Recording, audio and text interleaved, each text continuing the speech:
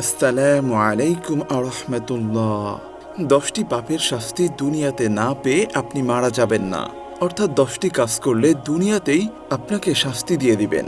ইচ্ছা অনিচ্ছায় মুমিনের পাপ হয়ে থাকে, ফলে কেউ নিষ্পাপ নয়। পাপ করা থেকে বড় অপরাধ হলো পাপ করার পর তা থেকে তওবা না করা, ফিরে না আসা, অনুতপ্ত না হওয়া এবং বারবার পাপ করা। আল্লাহর প্রকৃত বান্দারা পাপ করার সঙ্গে সঙ্গে তওবা করে ফেলেন।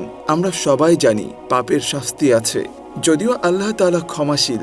ক্ষমা করা হলো তার দয়া, আর শাস্তি দেওয়া হলো তার ন্যায় বিচার। আল্লাহ তাআলা কোনো কোনো পাপের শাস্তি দুনিয়াতেও দিয়ে থাকেন, আবার কোনো কোনো পাপের শাস্তি দিতে পরকালের জন্য বিলম্ব করেন।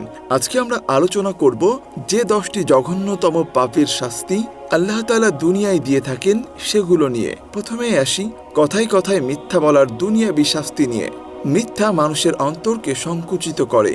রাসূল সাল্লাল্লাহু আলাইহি ওয়াসাল্লাম বলেছেন, যে বিষয়ে তোমার সন্দেহ হয় তা পরিত্যাগ করো, যে বিষয়ে সন্দেহ নেই তা গ্রহণ করো, কেননা সত্য হচ্ছে প্রশান্তি আর মিথ্যা হচ্ছে সন্দেহ।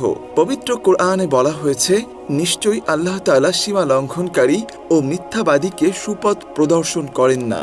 মহান আল্লাহ তাআলা আরও বলেন, মিথ্যাচারীরা ধ্বংস হোক। 2 নম্বরে আছে ব্যভিচার করার দুনিয়াবী শাস্তি। ব্যভিচার করা মারাত্মক গুনাহ। আল্লাহ তাআলা ব্যভিচারের কাছে যেতেও নিষেধ করেছেন। আল্লাহ তাআলা ইরশাদ করেন, তোমরা ব্যভিচারের নিকটবর্তী হয়ো না, তা একটি অশ্লীল কাজ এবং খারাপ পন্থা। ব্যভিচারের শাস্তিও মারাত্মক। আল্লাহ তাআলা বলেন, ব্যভিচারী পুরুষ ও ব্যভিচারিণী নারী উভয়কে 100 করে বেত্রাঘাত করো। আর বিবাহিত হলে তাদের শাস্তি হলো কোমর পর্যন্ত মাটির নিচে পুঁতে পাথর নিক্ষেপ করে হত্যা করা। আল্লাহ তাআলা ব্যভিচারীর দোয়া কবুল করেন না, তার থেকে ঈমানের নূর চলে যায়। যেখানে ব্যভিচার চলে সেখানে রহমত আসা বন্ধ হয়ে যায়। ব্যভিচার চুরি, হত্যার থেকেও মারাত্মক। এরপরে আসে আমানতের খেয়ানত করার দুনিয়াবী শাস্তি। যাদের ঈমান ঠিক আছে তারা আমানতের খেয়ানত করতে পারে না, আর যারা অন্যের অর্থ সম্পদ আত্মসাৎ বা খেয়ানত করে তারা প্রকৃত মুমিন নয়, তারা প্রতারক, ভণ্ড ও মুনাফিক। হযরত আনাস রাদিয়াল্লাহু তাআলা আনহু হতে বর্ণিত, তিনি বলেন, আল্লাহর রাসূল সাল্লাল্লাহু আলাইহি ওয়াসাল্লাম আমাদের উদ্দেশ্যে বক্তৃতা দিয়েছেন, যাতে তিনি বলেন, যার মধ্যে আমানতদারিতা নেই তার ঈমান নেই, আর যে ওয়াদা রক্ষা করে না তার মধ্যে দ্বীন নেই। একজনের কাছে অন্যের জানমাল, মান সম্মান সবই আমানত। কোনো ব্যক্তি যদি কারো কাছে গোপন কথা বলে, সে কথাও একটা আমানত স্বরূপ। রাষ্ট্র পরিচালনা, সরকারি ও বেসরকারি অফিসিয়াল কার্যক্রম, ব্যবসা বাণিজ্য, মজুরি, দেশপ্রেম ইত্যাদি সবই আমানত। একজন মুমিনের সব ক্ষেত্রে আমানত রক্ষা করা দায়িত্ব ও কর্তব্য। নাম্বার 4, শুকরিয়া না করার দুনিয়াবী শাস্তি।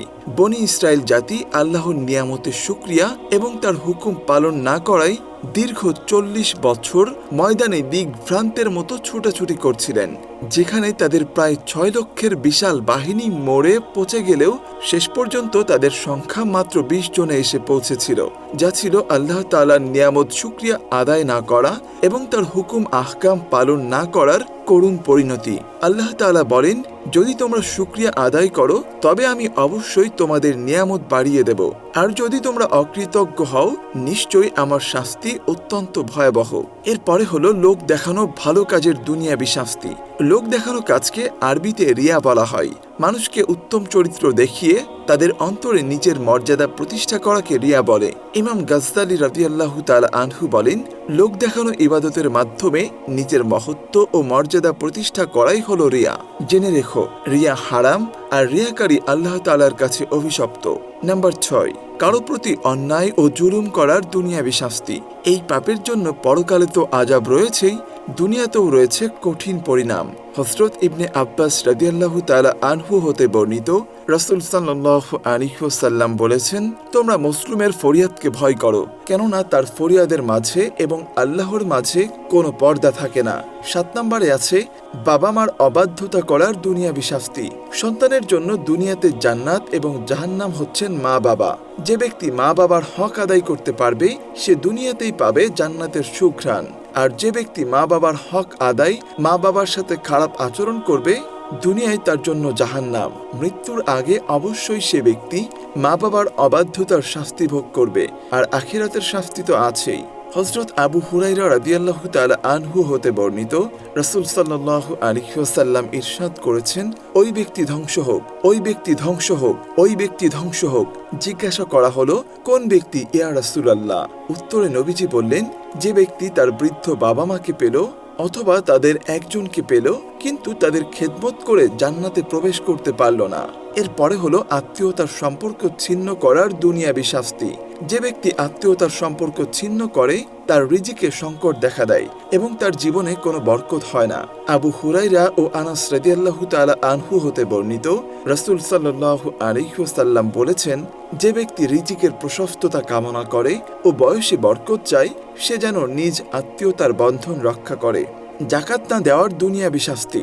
জাকাত দিতে অস্বীকার করলে তাদের মধ্যে বৃষ্টি বন্ধ করে দেওয়া হয়। ইবনে তাইমিয়া বলেন, জাকাত প্রদানের ফলে দাতার মন ও আত্মা পবিত্র হয়, ধনসম্পদ বৃদ্ধি পায় ও পরিচ্ছন্ন হয়। ওজনে কম দেওয়ার দুনিয়াবি শাস্তি। পরিমাপে ও ওজনে কম দেওয়া নিষেধ। এটি জঘন্যতম খেয়ানত ও কবিরা গুনাহ। এর ফলে আল্লাহ তাআলা মানুষের ক্ষেত খামারে ফসলের উৎপাদন কমিয়ে দেন এবং দুর্ভিক্ষ অবতীর্ণ করেন। আল্লাহ তাআলা ইরশাদ করেছেন, দুর্ভোগ তাদের জন্য যারা মাপে কম দেয়, যারা মানুষের কাছ থেকে ওজন করে নেওয়ার সময় পূর্ণ মাত্রায় গ্রহণ করে আর যখন মানুষকে মেপে কিংবা ওজন করে দেয় তখন কম দেয়। সুতরাং আমাদের উচিত সাবধান থাকা আর এই কাজগুলো থেকে দূরে থাকা।